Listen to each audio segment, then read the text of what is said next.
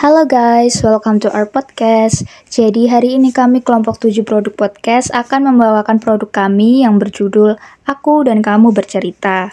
Tapi sebelum itu sesuai kata pepatah, tak kenal maka tak sayang, maka perkenalkanlah saya Vanessa Adelita Naharswari dari 10 MIPA 2 nomor absen 27. Halo, perkenalkan aku Albertus Adrian Putra Pratama dari kelas 10 IPS 2 nomor absen 4.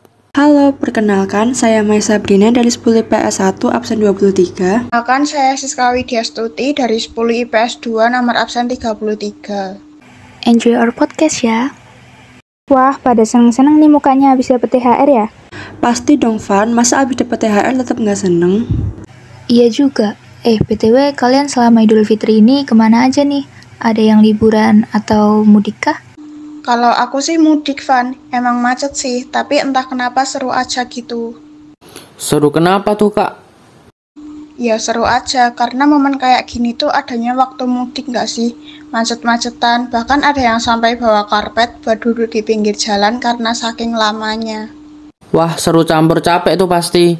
Tapi kalau dilihat-lihat, orang yang mudik itu rata-rata mengendarai mobil dan juga motor. Kalian kepikiran nggak sih dampak dari asap kendaraan pada lingkungan sekitar? Nah, itu yang gue pikirin dari kemarin, karena penyebab kerusakan lingkungan kita tuh karena pencemaran udara yang berasal dari asap kendaraan loh. Merugikan di bagian mana Van? Jelasin dong, kayaknya menarik nih kalau kita bahas. Oke, ku jelasin ya. Jadi, pencemaran udara atau polusi udara merupakan salah satu kerusakan lingkungan yang berupa penurunan kualitas masuknya unsur-unsur berbahaya ke dalam udara atau atmosfer bumi. Salah satu unsur berbahaya yang terdapat dalam asap kendaraan adalah karbon monoksida atau CO. Unsur ini juga biasa disebut polutan. Masuknya polutan ke dalam atmosfer yang menjadikan terjadinya pencemaran udara. Oh, jadi gitu. Kalau pencemaran udara merugikan lingkungan, berarti ada dong akibat yang ditimbulkan dari pencemaran udara itu juga. Pastinya ada dong, Ca. Salah satu dampak pencemaran dari asap kendaraan adalah memicu terjadinya gangguan pernafasan seperti asma, ispa, dan kanker paru-paru. Waduh, bahaya banget ya dampak dari asap kendaraan ini. Apalagi kalau yang kena ibu hamil, bisa menyebabkan keguguran dan autisme pasti. Ya Bert, makanya pemerintah mengharapkan banyak yang lebih memilih KRL daripada kendaraan umum yang biasanya kita naikin, supaya dapat mengurangi pencemaran udara. Oke deh, aku jadi paham.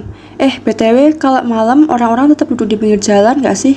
Beberapa sih ada yang tetap duduk di luar, mungkin biar nggak suntuk kalau di mobil terus. Pasti kan dingin sama banyak nyamuk. Pastinya sih, walaupun di luar berisik, tapi suara jangkriknya tetap kedengeran. Kok bisa ya kita tetap bisa dengar suara jangkrik walaupun lagi di keramaian? Kira-kira prosesnya gimana ya? Ada yang tahu? Aku tahu, Cah. Jadi jangkrik itu menghasilkan bunyi dari gesekan sayapnya yang bersumber dari otot. Nah, bunyi itu menggetarkan partikel-partikel udara yang ada di sekitarnya, sehingga menghasilkan getaran frekuensi yang bisa diterima oleh telinga manusia. Getaran partikel ini akan sampai ke telinga hingga menggetarkan selaput gendang telinga. Getaran yang menggetarkan selaput gendang telinga diubah menjadi sinyal sampai ke otak, hingga orang bisa mendengarkan suara yang dihasilkan oleh jangkrik. Wah, ternyata gitu ya caranya. Aku kira jangkrik itu kayak kita loh, keluarin bunyi dari mulut. Oh iya, ngomong-ngomong kalian kemarin lebaran pada pergi kemana nih? Kalau aku kan ke Jakarta. Kalau aku cuma di Solo aja kok, gak kemana-mana.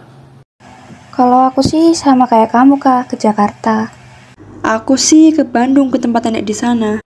Oh, jadi gitu. Kalian kalau lebaran ikut merayakan juga ya? Nggak ikut merayakan, tapi kita ikut acaranya sih. Ya paling kayak halal bihalal aja, sekedar ketemu keluarga. Ya, bener banget kayak aku. Satu keluarga aku, semua mayoritasnya adalah muslim. Yang Kristiani cuman keluarga aku aja. Ya, walaupun kita nggak merayakan, akan tetapi kita ikut bertemu keluarga yang jauh sih. Bener banget, apalagi kita ini sudah vakum tanpa berkumpul dengan sanak saudara selama 2 tahun lebih, dan kesempatan yang emas ini tidak boleh disia-siakan. Di masa pandemi yang udah sekitar hampir 3 tahun ini, pemerintah Indonesia melarang adanya acara besar yang melibatkan orang banyak dan disarankan untuk online. Dan pada Lebaran 2022 ini, Pemerintah memberikan kelonggaran bagi warga negaranya, yaitu dengan diperbolehkannya mudik dan juga merayakan acara Lebaran yang rasanya sudah sangat lama tidak dirasakan. Bayangkan saja selama kurun waktu 2 tahun, warga Indonesia hanya diperbolehkan merayakan Lebaran via online saja tanpa boleh bertatap muka. Ini semua juga bukan bentuk semata perjuangan pemerintah, namun juga perjuangan rakyat Indonesia yang sudah terpampang jelas di Pancasila, yaitu sila ketiga Persatuan Indonesia. Untung sekarang angka peningkatan COVID mulai menurun drastis ya. Jadi orang-orang yang sebelumnya belum bisa mudik sekarang jadi bisa kumpul bareng keluarga deh. Oh iya, dari tadi kita ngomongin Idul Fitri ya. Padahal bentar lagi kita juga akan memperingati hari turunnya Roh Kudus kan? Iya, bener Cah. Aku sampai lupa. Kasihkan dapat THR soalnya. Hahaha.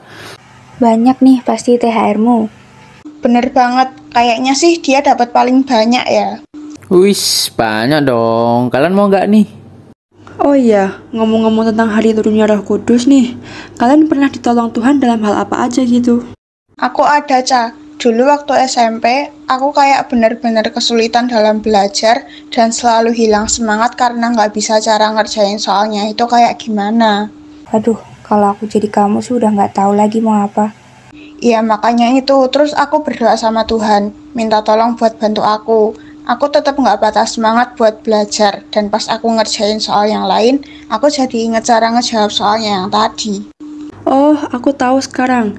Disitulah Tuhan bekerja. Di saat kita tidak tahu jalannya, Tuhan buka jalan. Melalui doa kita, disitulah Roh Kudus bekerja. Ini mengingatkan aku sama pesan moral yang ada di buku Fabel yang kemarin aku baca sama adikku, tapi dalam bahasa Inggris.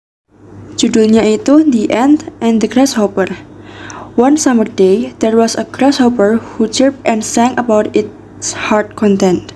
Then, an ant passed by, bearing along with the great toil and ear of corn he was taking to the nest. "Why don't you come and sing with me instead of moiling and toiling away?" the grasshopper said. "I am preparing the foods for the winter. You have to do the same," the ant replied. "Why? I don't have any worries about winter. I have got plenty of food," said the grasshopper. But the ant left the grasshopper and continued its toil. Then the winter came. The grasshopper found there was no food left to eat. He was so hungry. The grasshopper remembered when it saw the ants collecting the food in summer for the stock in winter. Then the grasshopper knew he was so wrong didn't follow the ant in collecting the food. Dari kisah semut dan belalang ini, kita dapat belajar bahwa bekerja keras dapat membuahkan hasil yang baik ya. Kayaknya ini selaras sama aku deh. Soalnya aku habis bekerja keras buat dapetin gantungin kunci miniatur keraton yang aku dapetin dari Keraton Surakarta yang aku kunjungi kemarin. Oh iya, gantungannya ada di paperback kamu yang itu ya? Soalnya dari tadi itu aku fokus sama paperback yang ada di dekat kamu. Wah, kira-kira ada oleh-oleh buat kita nggak nih? Ya pasti dong. Nih, satu buat Siska, satu buat Vanessa, satu lagi buat Albert. Widih, makasih banget Caca. Oleh-olehnya bagus banget nih. Ini kalau kamu belinya banyak, sebenarnya bisa dijual lewat online kan ya? Ya, tapi kayaknya aku jarang banget ngeliat orang jualan kayak gini di online shop deh. Iya, bahkan kayak nggak ada kan? Aku lihat-lihat sih nggak ada. Tapi bener loh kata Siska, kalau kita promosin lewat online kan mungkin banyak yang bakal lihat dan mungkin mereka bakal tertarik. Nah kan, apalagi ini kayak tempat bersejarah di Solo kan, nggak bakal ada nih di kota-kota lain. Tapi sebelum kita melakukan promosi produknya, ada baiknya nggak sih kalau kita penelitian sosial terlebih dahulu? Ngapain harus pakai penelitian sosial segala sih? Supaya kita bisa menganalisa dan mempelajari gejala atau fenomena sosial yang terjadi dalam masyarakat. Yap, kita bisa pakai jenis penelitian kualitatif. Penelitian ini data yang dikumpulkan berupa kata-kata atau gambaran. Data yang diperoleh berasal dari wawancara, catatan lapangan, dan lainnya.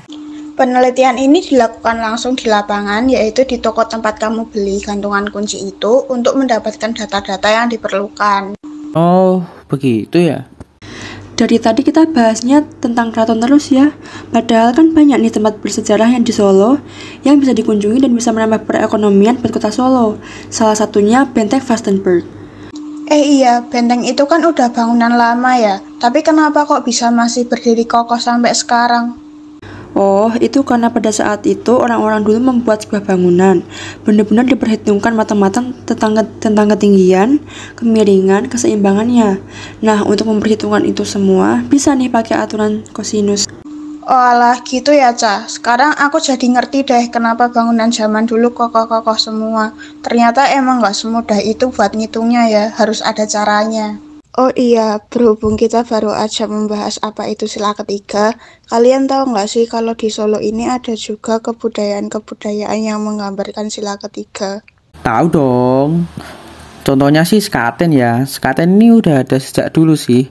Bahkan sudah menjadi tradisi turun-temurun dari Keraton Kasunanan Surakarta dan lebih sering diadakan pada saat menjelang Idul Fitri. Wow, lengkap sekali nih penjelasan dari si Albert. Ngomong-ngomong soal keraton, aku barusan nemu buku nih ya. Udah aku baca-baca sih resensinya. Buku apa, Van? Bukunya berjudul Keraton dan Company, Surakarta, Yogyakarta. Wah, bertahun-tahun aku mengenali Keraton Surakarta, baru tahu aku buku yang berjudul menarik itu, Del. Oke, balik lagi, Van. Itu kalau boleh tahu menceritakan terkait apa ya? Di dalam buku yang aku baca ini, menceritakan perlawanan serta perjuangan penduduk Jawa dalam melawan company atau pemerintahan pada zaman kolonialis Belanda. Mereka melakukan perlawanan atas dasar ingin merubah perekonomian di tanah mereka, dan juga itu menjadi asal mula dari terciptanya atau terbentuknya kerajaan keraton, dan di akhir ceritanya dijelaskan terkait perubahan pada ekonomi dan juga sosial di tanah mereka masing-masing. Sampai sini saja percakapan kita pada podcast kita hari ini. Jika ada kata-kata yang sekiranya kurang mengenakan di hati, ataupun penyampaian yang sekiranya ada kesalahan, mohon dimaafkan. Semoga Tuhan Yesus memberkati dan sampai jumpa.